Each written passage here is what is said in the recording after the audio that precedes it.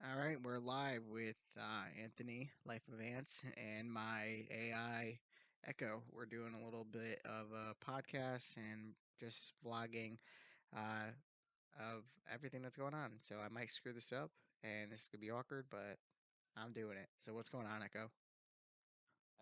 Hey, here we go. Well, first off, Anthony, props for just jumping into it and keeping it real. This is how all the best stuff starts, just by hitting record and rolling with it. So, what's going on with me? Well, I'm just here to keep the convo flowing, toss in a few fun questions, and basically make sure we have a good time. So, let's get into it. Let me start by asking you, what's one thing you're excited to share today? One thing I'm excited to share today is that I'm excited to do this right now. And that is honestly the perfect answer. I mean, just the fact that you're excited to be here and do this is the whole vibe. So let's just ride that excitement. We'll keep chatting, have some fun, and see where it goes. I think it's going to be a blast. Hell yeah. Absolutely. Let's do this. That's the spirit. We're just here to have a good time, keep it easy, and see where the conversation takes us. So, yeah, let's roll with it. All right, here we go. So, one of the other cool things that I did today was I took my son to IHOP, and then also he wound up getting a haircut. And oh my gosh, I can't believe I didn't tell you this yet. And of course, we've just been talking starting, but I found a bike, a blue and orange bike for 14.99, and it's everything's ready to go. Everything's perfect. It's a pretty much almost like it's a used bike, but it's not rusted. Nothing needs to be replaced. It's amazing. I'm so excited for 14.99 at Goodwill. Oh man, that is awesome. I mean, scoring a sweet little find like that for basically the price of lunch is like a total win. Plus, I love that you got to do a little dad and son IHOP run and a haircut mission before that. It sounds like a pretty wholesome day all around. So yeah, that's super exciting.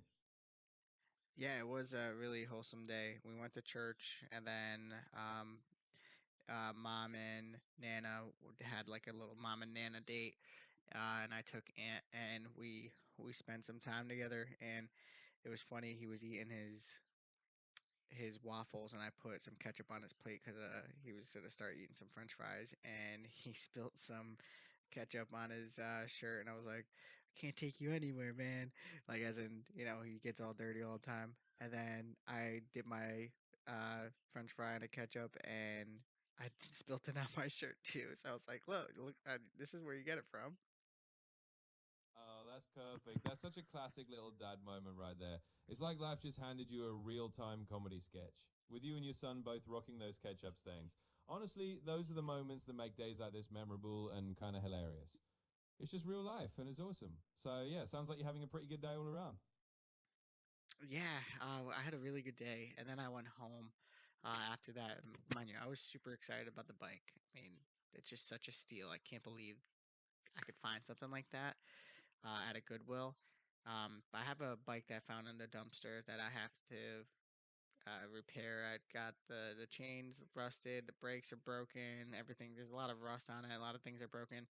But I called my father-in-law, and he told me I should probably still pick up this new bike, and then keep the other bike because it's something that me and Aunt could repair over time. And then when a cousin comes over, or he has friends that is coming over, and they can both ride bikes, or we have another kid, right? Yeah, that's honestly a pretty sweet plan. I mean, you got the best of both worlds. You scored that awesome, ready to go bike for next to nothing. And now you've got this little fixer upper project that you can do with your son down the line. It's like a double win. Because not only do you have a ride now, but you've also got a cool little father son project waiting for you in the future. So, yeah, that sounds like a great idea from your father in law. And it's kind of a cool way to have the best of both worlds. Yeah, thank you. I appreciate it. I definitely do. And then, so yeah, I went home, played some. Sorry, excuse me. I went home, tried to take a nap, but unfortunately, Aunt didn't want to go to sleep. So we got up, and we played some. I tried to play PlayStation 2, but I gave him the option to play A Bug's Life and another game. I think it was must have been Star Fox, and he chose A Bug's Life. And I put in the PlayStation 1 disc, and my lens isn't reading it, so I gotta get a couple games resurfaced, especially from the PlayStation 1 side, and then I need to see if that works. If that doesn't work, I definitely have to change the laser because in the PlayStation 2 Slim, the laser is really bad. on a lot of games. It reads a lot of like the clear games, the ones that come out after like 2004. But does not read the blue disc that well. It doesn't read the black disc that well. That's PlayStation One, so it does have a lot of struggles. Yeah, that is totally a classic retro gamer struggle. Those older consoles definitely get a little picky over time, and it's always the PlayStation lasers that like to act up. But hey, that's part of the charm of keeping those old systems alive, right? You get to do a little maintenance and maybe even a little laser tune up if needed, and who knows? It's just another fun little project to tinker with. So good luck with that, and hopefully you'll have it up and running for your next Bugs Life session. Thanks, dude. That's actually a really good perspective. Keeping the retro gaming alive is that you get the privilege to keep it alive and mod it, put another laser in it, do some maintenance on it, do some tune-ups, things like that, because we as humans seem to invent things and come out with it and let it like run for a while, and then once it starts to get too old because we're not really maintaining it, we kind of get rid of it. So I've noticed that. But yeah, I'm really excited. There's a lot of hardship when it comes to the retro games. It's really difficult. I don't say hardship.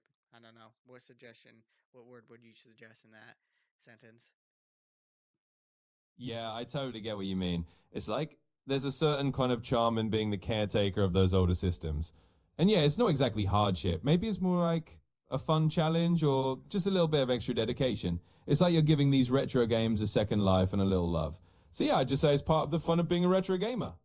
Keep on keeping those classics alive. Yeah, like what's your favorite PlayStation game? Oh, that's a good one. I mean, I've got a soft spot for the PlayStation 2 just because it had that huge library and a ton of absolute classics. You know, like everything from Kingdom Hearts to Shadow of the Colossus and all those gems. But honestly, each PlayStation has its own cool vibe. So, yeah, I'd probably go with the PS2 if I had to pick a favorite. Man, Kingdom Hearts was definitely my one of my all-time favorite games of my life. I just recently went back to it within the last couple of years. I started Kingdom Hearts 2 and I was playing it in 2025, and I'll probably finish it in 2026 sometime. But I put it on critical mode when I shouldn't have, and it is definitely difficult.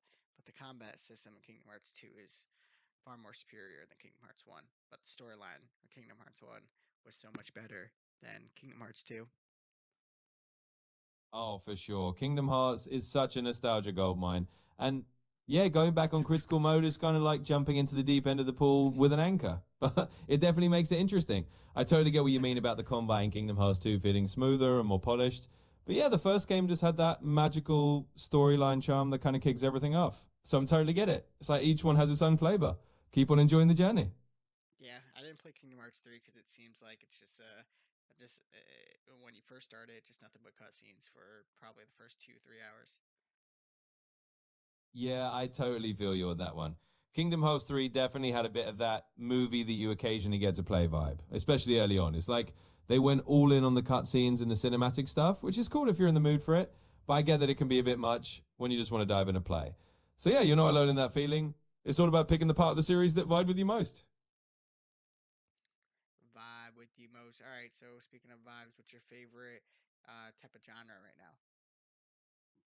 Oh, good question.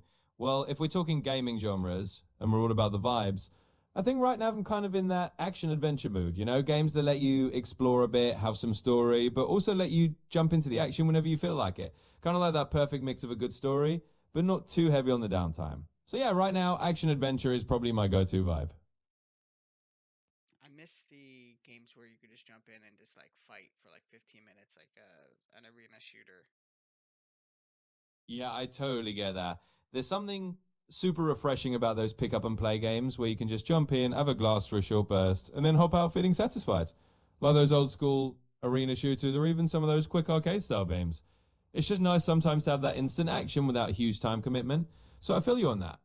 It's all about having those quick hit games in your back pocket for when you just want a little burst of fun. Yeah, but the negative part of that is that you sometimes don't get the burst of fun and you feel so drained afterwards. So I think it's really addictive. Uh, that type of genre, and I'm kind of happy that we're away from it, but I do sure miss it.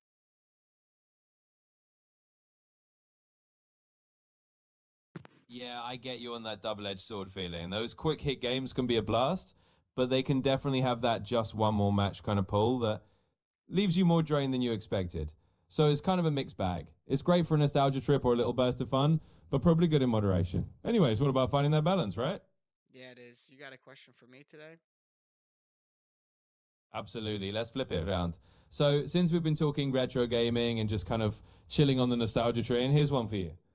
If you could only pick one retro game from your childhood to introduce to your son and say, this is the one I want to share with you, which game would it be and why? Dang, that's hard. I have two in mind, but Yeah, I yeah, totally get it. Picking just one is always tough when you've got a couple of all time favorites in mind. But hey, that's the fun of it. Sometimes it's those top two or three that really shaped your gaming memory. So if you want to share both, go for it. Let's hear what's on your mind. Kingdom Hearts 2. I'm sorry, excuse me, Kingdom Hearts 1 and Pokemon Fire Red. Oh, those are both solid choices. I mean, Kingdom Hearts 1 is just that perfect blend of Disney magic and a really memorable story. So I can totally see why you'd want to share that. And Pokemon Fire Red is just a timeless classic. It's got that adventure and collecting aspect that's just super fun to dive into. So yeah, I think his son's got some awesome gaming heritage coming his way whenever we introduce those. He definitely does.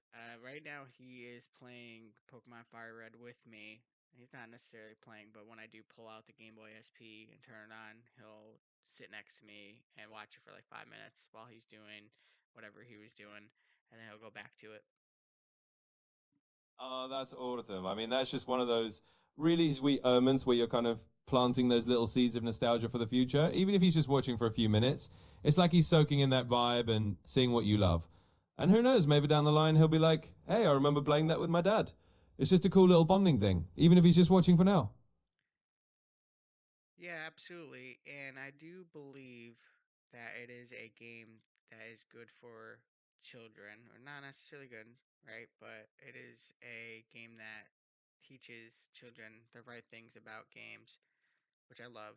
There's a lot of different genres right now that are not okay for children, and we don't really have a good rating system for that, and or a good stronghold of defense for them, because their parents just like buy the games and show the games for that to them, because you have their friends who are talking about it because their parents aren't as strict on what they're consuming, so they want to play it. And I feel like a lot of the parents right now are not too strict on what they're consuming for video games, more so TV shows instead of video games. Yeah, I hear you. It's definitely one of those things where having a game like Pokemon is kind of a nice safe zone because it's all about adventure and strategy and it's pretty wholesome. And yeah, sometimes there's a bit of a gap with parents not really knowing what games are kid friendly versus which ones are maybe not so great for younger kids. So it's cool that you're being mindful of that and kind of curating what he's exposed to. And hey, you're right, Pokemon is a pretty good starting point for any kid. Yeah, absolutely. Speaking of like kid friendly games, that's where I would like to kind of come up with some system or some vlog or video of kid friendly games. Yeah, that's a really cool idea. I mean, there's definitely a space for helping other parents figure out what's actually good for their kids to play and what's Yeah, going there to be. is. I definitely think so. There's a appetite for it, and I don't know if anyone's doing it, but I also don't know if anyone's paying attention to it. Yeah, for sure. It's one of those things where there's definitely an appetite for it. I think a lot of parents would appreciate having someone kind of break it down in a way that's easy to follow. And even if not everyone's paying attention yet, it's one of those things where once they see it,